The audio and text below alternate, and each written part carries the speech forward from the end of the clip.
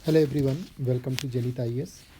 आज हम लोग भारत के प्रधानमंत्री से ही रिलेटेड एक और क्वेश्चन डिस्कस करेंगे। 2017 के जीएस के सेकंड पेपर में, ये मेंस के पेपर में यूपीएससी में पूछा गया था कि समानों में प्रथम, फर्स्ट एमंग इक्वल्स या प्रधानमंत्री प्रधान शासन विकसित हो गया है, चर्चा कीजिए। पूरा प्रश्न क्या था कि क्या भारत में प्रधानमंत्री समानों में प्रथम, समानों का मतलब यहाँ जो मंत्रिपरिषद है, जो उसकी पूरी मंत्रिपरिषद है उसमें प्रथम है, या प्रधानमंत्री प्रधान शासन विकसित हो गया है, यानी कि उसको ज़्यादा पावर शिफ्ट हुई है और जो मंत्रिपरिषद है कहीं ना कहीं वो उसके पीछे हुई है, या डिसीजन मेकिंग की पूरी पावर प्रधानमंत्री के हाथों में है। इस पे चर्चा करने के लिए प्रश्न आपसे कह रहा है। एक इम्पॉर्टेंट प्रश्न है और इस पर बराबर चर्चा करंट में भी बनी रहती है। आइए देखिए कैसे इसको डिज़ाइन करेंगे आंसर को। भारत में प्रधानमंत्री समानों में प्रथम, फर्स्ट एमंग इक्वल्स या प्रधानमंत्री प्रधान शासन विकसित हो गया है, चर्चा कीजिए। इसका जो इंट्रोडक्शन लिखेंगे उसमें प्रश्न को ही समझाने का आप प्रयास करेंगे कि संवैधानिक रूप से प्रधानमंत्री मंत्रिपरिषद में समानों में प्रथम माना जाता है, क्योंकि सभी मंत्री सामूहिक रूप से लोकसभा के प्रति उत्तरदायी होते हैं और प्रधानमंत्री पूरी मंत्रिपरिषद का नेतृत्व करता है। लेकिन व्यवहार में प्रधानमंत्री की शक्ति बढ़ी है। ये सबसे इम्पॉर्टेंट एरिया है जिसको आपको डिस्कस करना है। और ये किस रूप में, संवैधानिक रूप में भी है कि मंत्रियों की नियुक्ति और हटाने की शक्ति।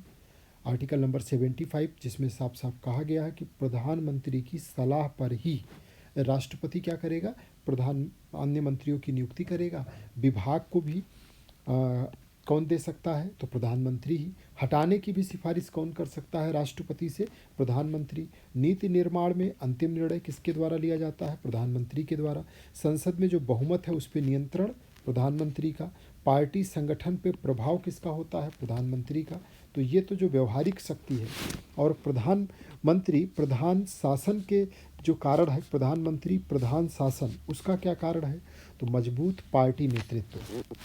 अगर गठबंधन की सरकार नहीं है, पूर्ण बहुमत है, तो उसमें दूसरा मीडिया और जनसंपर्क का केंद्रीकरण, प्रधानमंत्री कार्यालय की बढ़ती शक्ति, पीएमओ ऑफिस की लगातार बढ़ती शक्ति। और ये तब देखा जाता है जैसे 2014 में, 2019 में जिस तरीके से सरकार को यानी कि बहुमत मिला, मैंडेट मिला, उससे ये चीज़ें विशेष रूप से देखने को मिली थी। और उसी पर ये प्रश्न 2017 में पूछा गया था।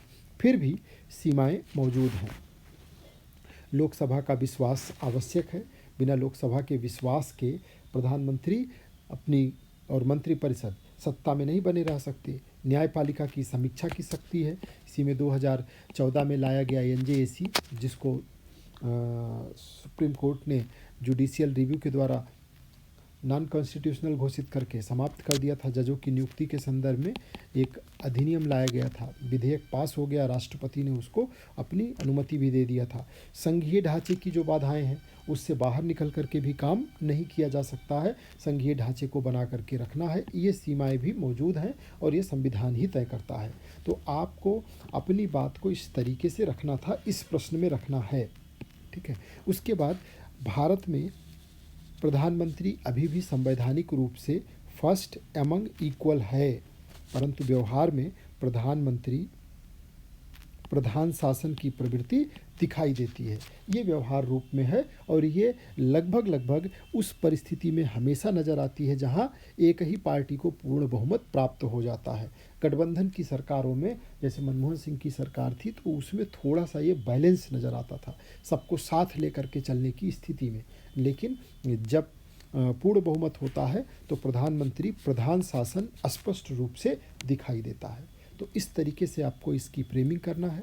फ्रेम करके आंसर लिखिए और बराबर प्रैक्टिस में खुद को बनाए रखिए। जितना ज़्यादा प्रैक्टिस होगी उतना ज़्यादा आपको अंदर से कॉन्फिडेंस और पॉजिटिविटी फील होगी। और यही इस एग्ज़ाम का सबसे बेसिक आधार है कि हम खुद को कॉन्फिडेंट करें, उस डायरेक्शन में कॉन्फिडेंट करें जो हमारा मूल वर्क है।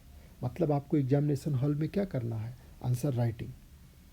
तो आंसर राइटिंग पर ही मेन आपका फोकस होना चाहिए।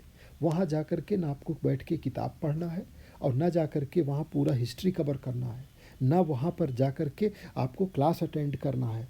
आपका मेन फोकस वहाँ पर जो होगा वही आज भी मेन फोकस बनना चाहिए कि आंसर राइटिंग ही आपका मेन काम होगा। और आंसर राइटिंग पर अपनी स्किल ज़बरदस्त तरीके से डेवलप करिए।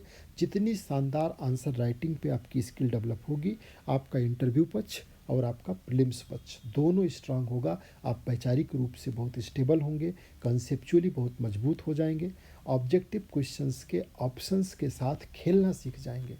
वहाँ आप बहुत स्थिरता के साथ खड़े होंगे। आपका जो टाइम होगा वो बहुत मजबूत हो जाएगा। तो अपने टाइम को अगर मजबूत करना है कि ऑब्जेक्टिव क्वेश्चंस को हैंडल करते समय, इंटरव्यू में आपसे क्वेश्चन पूछा गया, आपको उस समय जब आपसे प्रश्न पूछा गया आंसर देने का समय आपका मजबूत होगा, यानी खुद आपके पास कॉन्फिडेंस होगा। तो इस पर विशेष रूप से ध्यान देने की ज़रूरत है। ध्यान दें और खुद को कनेक्ट करें। आज में इतना ही। धन्यवाद।